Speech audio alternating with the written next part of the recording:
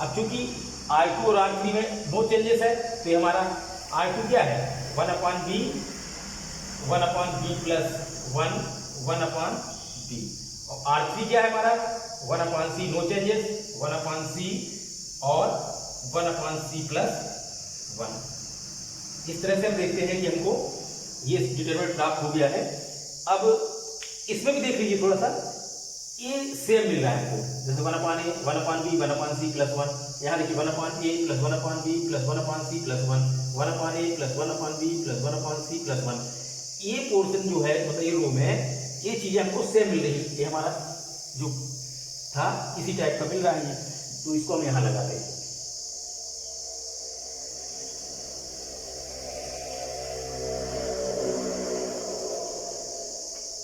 A B C पहले से common था हमारे पास, और अब नेक्स्ट कॉमन क्या मिल गया 1/a, इसको सीरियल से ही लिख लें 1/b प्लस 1/c प्लस 1, और जो हमारे पास डिटरमिनेंट था वो अब क्या होगा, अब क्योंकि यहां पर ये आपने कॉमन ले लिया है तो ये मिला 1, यहां से कॉमन चला गया तो 1, और यहां से कॉमन चला गया तो ये भी 1।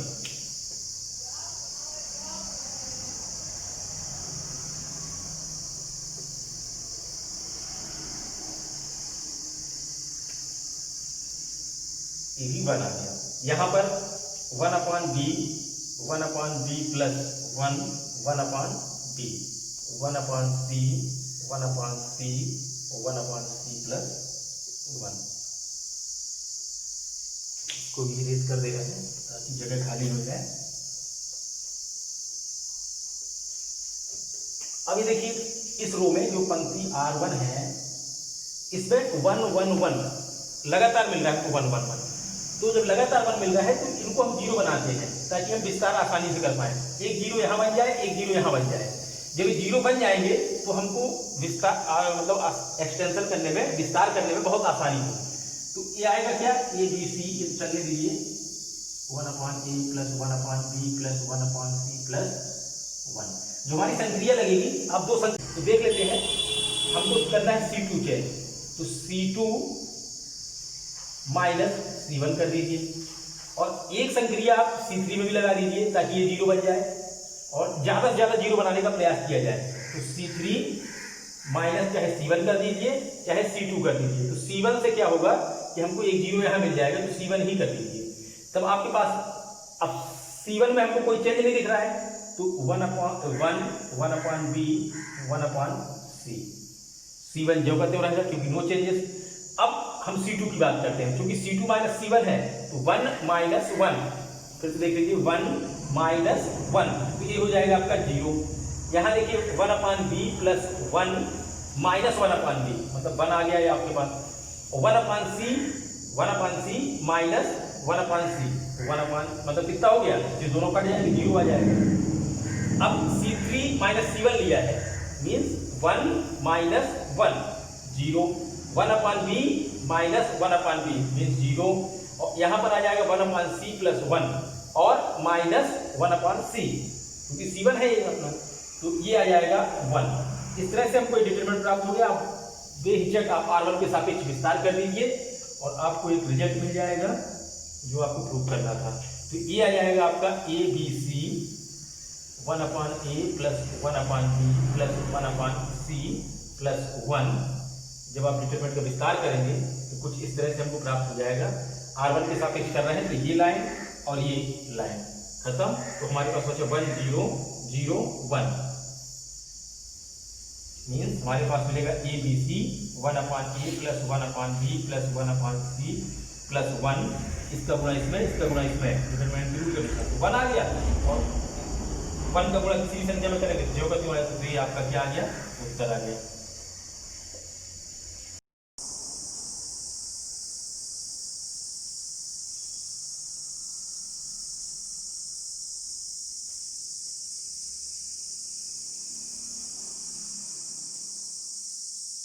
ट्रिपल एस मैथमेटिक्स में आप सबका स्वागत है। आज हम सारणी को आगे बढ़ाते हुए 8 नंबर का सवाल लिख रहे हैं।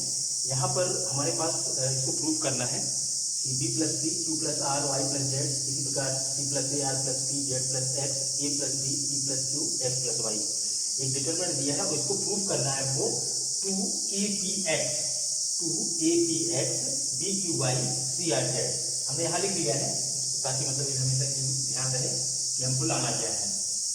तो इस सारणी को हल करने के लिए कई विधियां हैं, तो हम कोशिश करेंगे, हमारा प्रयास रहेगा कि हम आपको आसान से आसान मेथड कराएं कि जो आपको इस तरह की मेथड या विधि जो है कहीं प्राप्त नहीं होगी। आप चाहे तो इसको नोट करके देख लेना, ठीक है ना। तो इसमें सबसे पहले समझने वाली बात यह है कि यहाँ पर दो पद दिए हैं हमको। कितने पद दिए हैं? हर एक एलिमेंट दो पदों में है और जो हमको प्रूव करना है वो हर एक एलिमेंट एक पद का है। तो सबसे पहले इनको क्या करते हैं कि किसी भी रो में या कॉलम में, चाहे रो में चाहे कॉलम में, एक पद बनाने का प्रयास किया जाए। अब एक पद बनेगा कैसे? तो हम ये कहना चाह रहे हैं, ये जैसे मान लीजिए आपका R1 है, लिखने की आवश्यकता नहीं है एग्जाम में, बट हम आपको सुविधा के अनुसार लिखवा देते हैं कि आपका R2 है और ये मान लो आपका R3 है, R1 R2 R3। अब आपको एक पद बचाना है। एक पद बचाने का मतलब ये है कि अगर एक ही जैसे कॉलम मान लीजिए, एक कॉलम को ध्यान से देखें तो B+C C+A A+B इस तरह से जो अक्षर है हमारे वो रिपीट हो रहे हैं। यहाँ पर देखिए Q+R R+C P+Q Y+Z Z+X X+Y। आपको टाइम जरूर लग रहा है समझाने में, बट ये जितना जल्दी समझ जाओगे उतना ही आसान हो जाएगा। इसलिए इस पे मत जाइए कि हमको टाइम लग रहा है। ये देखिए कितनी आसानी से इसका हल आ गया है, समझाने में वक्त लगेगा। तो इसको देखते हैं हम लोग, एक काम करते हैं, जैसे हमने R2 और R3 को ऐड किया, मतलब R2 और R3 को हमने क्या किया? ऐड किया। जब हम ऐड करेंगे और B+C से इसको हम माइनस कर देंगे। B+C से माइनस करने का मतलब क्या हुआ कि R1 जो हमारी संक्रिया रहेगी, R1 माइनस करना, आप R1 प्लस R2 कर देना, सॉरी R2 प्लस R3। संख्या कौन सी हम बोल रहे हैं कि R1 में काम करना है हमको, R1 चेंज करना है, दो पदों को जोड़ के, कौन कौन से? R2 और R3 को जोड़ के R1 में से घटा दीजिए, फिर देखते हैं हमको प्राप्त क्या होता है।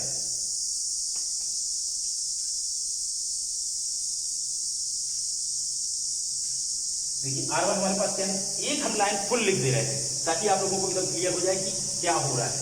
B+C माइनस, अब क्योंकि R2 प्लस R3 करना है तो C minus A minus A minus D, ये सब हो जाएगा। जितना भी माइनस वगैरह का है ये सब अंदर चला जाएगा, है ना। इसी तरह से इसको देखिए Q+R, थोड़ा सा चौड़ा जरूर हो जाएगा लेकिन समझ में आ जाएगा आपको, और आप उसको इस अभी बताते हैं, -R minus P minus P minus Q, सब माइनस हो जाएंगे। भले R2 प्लस R3 कर रहे हो बट माइनस के कारण सब माइनस हो जाएंगे। इसी तरह से देखिए Y+Z minus Z minus X minus X minus Y। फिर हमारे पास बचा क्या? R2C प्लस A, क्योंकि R2 में चेंजेस नहीं है, R+P और Z+X। ये आ गया हमारे पास A+D P+Q X+Y। ये स्टेप चाहे तो आप लिखें चाहे ना लिखें, इसको आप शॉर्ट में भी लिख सकते थे कि बचेगा क्या। तो देखते हैं, ये देखिए B से B कट रहा है, C से C कट रहा है। इस स्टेप की बात कर रहे थे जो अब लिखने वाले हैं, ठीक है ना। तो -2A आ जाएगा हमारे पास। कितना आ गया? -2A आ गया। इसी तरह से यहाँ देखिए Q से Q कट रहा होगा, ये देखिए R से R कट रहा है, कितना आया? -2P। और यहाँ पर कौन कौन कट रहा है? Y से Y कट रहा है, Z से Z कट रहा है, कितना आया? -2X। और जो हमारे R2 और R3 उनको लिख दीजिए आप, C+A R+T Z+X A+B, और क्या आया अपना? P+Q X+Y। हम इस प्रकार देखते हैं कि जो R1 हमारा है वो एक पद में आ गया। इसी तरह हमको तीनों लाना है, तीनों मीन्स R2 को और R3 को भी लाना है। तो ये स्टेप की बात कर रहे थे हम, इसको चाहे तो आप ना भी लिखेंगे तब भी चल जाएगा, लेकिन इस संक्रिया को ध्यान में रखते हुए आप रफ में भी इसको कैलकुलेशन लगा सकते हैं। तो लिख दिए ज्यादा अच्छा है। अब इसको मिटा दे रहे हैं फिलहाल।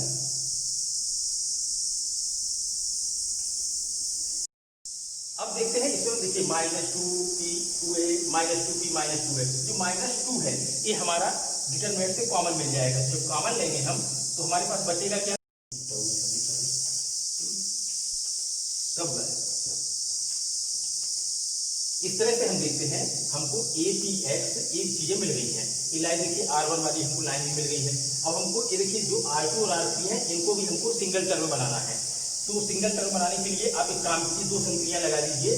पहली तो R2 में आप क्या लगाओगे, R2 माइनस R1 कर दीजिए, और R3 में भी एक संक्रिया लगा दीजिए ताकि हमारा काम बनता रहे। और R3 में R1 से ही घटा दीजिए क्योंकि दो पद है और एक पद है तो एक पद ही बचेगा, R3 माइनस R1।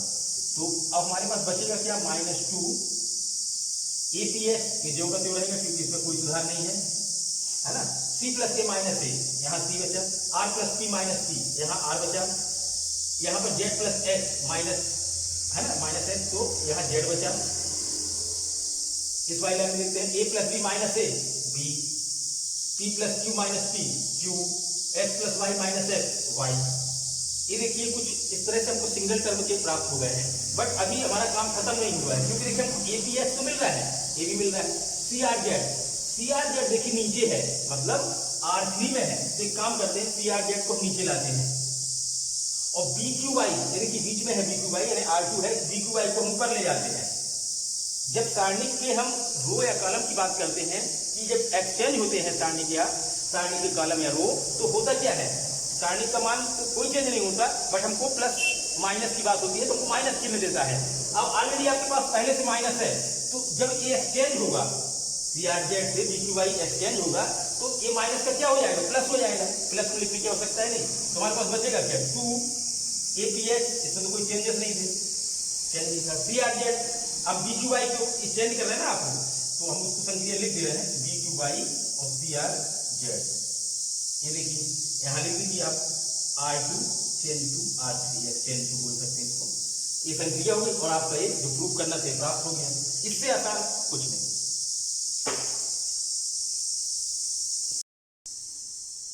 सारणी के अंतर्गत हम 10वीं सवाल देख रहे हैं। 9वीं नंबर का सवाल आप लोग लगा दीजिएगा। 10वीं में क्या दिया है, 1 omega omega square omega omega square 1 omega square 1 omega. Omega क्या है, इसमें बताया गया है कि अधिकल्पित मान है। ये मतलब आपको कॉम्प्लेक्स नंबर में ओमेगा या आयोटा ये बहुत मिल जाएगा आपको। तो उसमें इसमें करते क्या है, चाहे तो आपको मालूम ही है कि C1 है, बराबर प्रूव करना है, 0 बराबर प्रूव करना है, यहाँ लिख दे रहे हैं, ठीक है ना। तो 1 ओमेगा प्लस ओमेगा स्क्वायर, एक अगर आपको ध्यान हो कक्षा 11 में 1 प्लस ओमेगा स्क्वायर का मान होता है 0।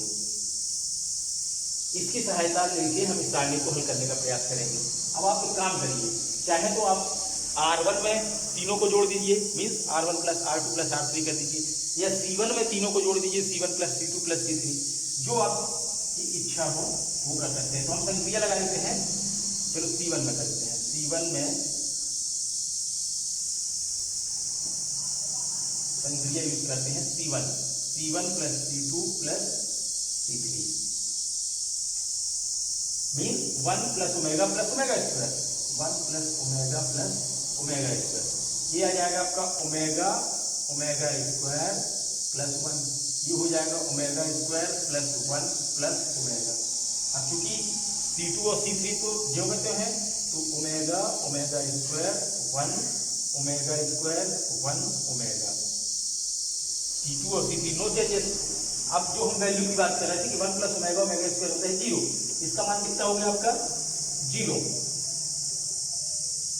इसी तरह ये भी सेम वैसे ही है, इसका मान भी 0 हो गया, इसका भी मान 0 हो गया, और C2 और C3 जो है 0 मिल रहे हैं। इस तरह हम देखते हैं कि कंटिन्यूअस 0 मिल गया। तो सारणी का एक प्रॉपर्टीज में क्या था, किसी भी सारणी में अगर लगातार 0 मिलते हैं, चाहे C1 चाहे R1 वगैरह में या किसी भी पंक्ति या कॉलम में, तो उस सारणी का मान क्या होता है 0 होता है। तो इस तरह कोई 0 प्राप्त। अब देखते हैं 13 नंबर का सवाल। 13 नंबर के सवाल में हमको ये भी प्रूव करना है ये दिया है 1a² 1b² 1c² हमको प्रूफ क्या करना है, चक्रीय क्रम में है a minus B B minus C C minus A. ये तो रही बात की बात।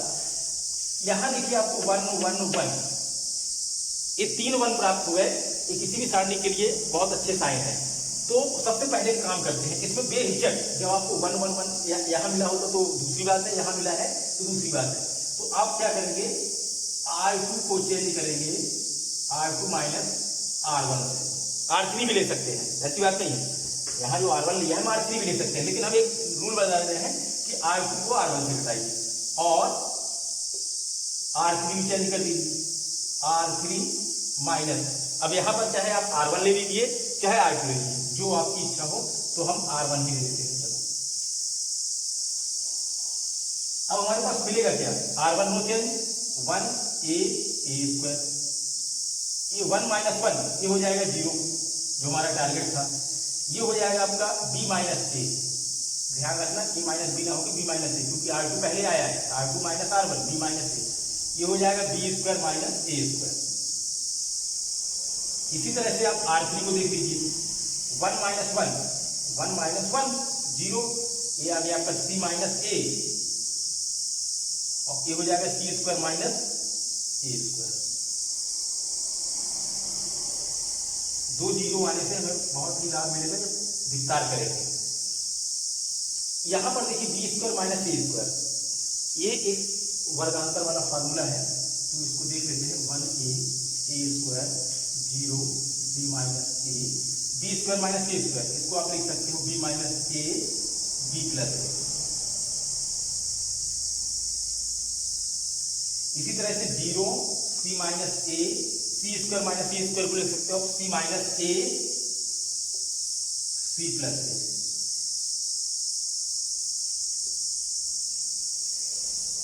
अब थोड़ा सा ध्यान देंगे आप लोग, R2 में हमको b माइनस a, यानी सपोज कीजिए हम 0 के साथ b minus a b minus a b minus a, तो यहां कॉमन मिल जाएगा आपको b माइनस a। यहां से c माइनस a कॉमन मिल जाएगा आपको R3 से। तो और जो डिटरमिनेंट अंदर बचा हुआ है वो हमारे पास 1a² जो क्यों रहेगा 0 b माइनस a, क्योंकि बाहर निकल आया है तो यहाँ हो जाएगा आपका 1 b माइनस a बाहर हो गया है तो यहाँ बचेगा आपका b प्लस a। इसी तरह से R3 की बात करते हैं, 0 c माइनस a बाहर गया तो यहाँ 1 c माइनस a यहाँ बाहर गया है तो ओनली c प्लस a बचेगा। इसका कर लेते हैं R1 के सापेक्ष विस्तार। तो b minus a c minus a जो का त्यों है, और जब विस्तार करेंगे तो ये लाइन और ये लाइन दोनों हो जाएंगी return 1 1 b plus a c plus a हमारे पास मिला। और सारणी के अनुसार b minus a c minus a cross multiplication, तो a आ जाएगा आपका c plus a minus b। अब क्योंकि माइनस है प्लस वाला भी माइनस का हो जाएगा। इसमें कैंसिल आउट क्या हो रहा है, a और a बचेगा क्या हमारे पास b minus a c minus a और c माइनस b। हम देखते हैं कि हमारा काम खत्म नहीं हुआ है। सबसे पहले a माइनस a, तो यहाँ दिया है तो b माइनस a दिया है, इसको जब हम चेंज करेंगे b माइनस a को हम a माइनस b लिखेंगे तो हमको एक माइनस देगा। इसी तरह और देखते हैं a माइनस b के बाद क्या आ रहा है b माइनस c। अब हमारे पास c माइनस b है, अब क्योंकि हमको चाहिए b माइनस c, तो इसको भी हम चेंज करेंगे b माइनस c, तो एक माइनस यहाँ से बाहर निकलेगा तो a बन जाएगा प्लस और c माइनस a हमारा ज्यों का त्यों है। तो इस तरह से हमारा प्रूफ हो जाता है। धन्यवाद।